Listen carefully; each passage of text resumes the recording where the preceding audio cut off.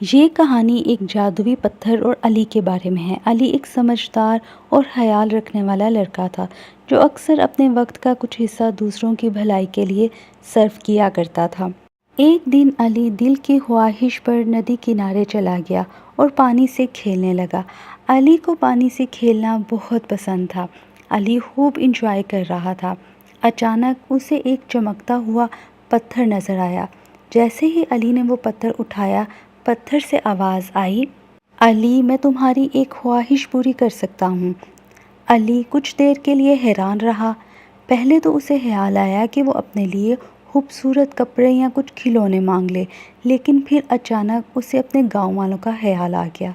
اس نے کہا، میں چاہتا ہوں کہ میرا گاؤں ہمیشہ خوشحال رہے، زمین ہمیشہ ہری بھری رہے اور باغات سے پھل ہمیشہ وافر مقدار میں نکلیں۔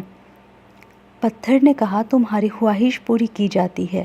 علی بہت خوش ہوا اور فوراً گاؤں کی طرف دوڑنے لگا تاکہ یہ دیکھ سکے کہ اس کی دعا قبول ہوئی ہے کہ نہیں۔ جب وہ گاؤں کے راستے میں جا رہا تھا تو اس نے دیکھا ہر طرف کھیت ہرے بھرے تھے، باغات میں پھل لگے ہوئے تھے اور گاؤں والے بہت خوش تھے۔ علی یہ سب دیکھ کے حیران بھی تھا اور خوش بھی تھا۔ گاؤں والوں نے علی کا خیر مقدم کیا۔ اس خوشی میں گاؤں والوں نے دعوت رکھی تھی۔ علی نے سب کے ساتھ مل کر کھانا کھایا اور اللہ تعالیٰ کا شکر ادا کیا۔ حقیقی خوشی تب ہی ملتی ہے جب ہم اپنی خواہشات کو دوسروں کی بھلائی کے لیے قربان کر دیں۔ علی اس رات بہت پرسکون نیند سویا۔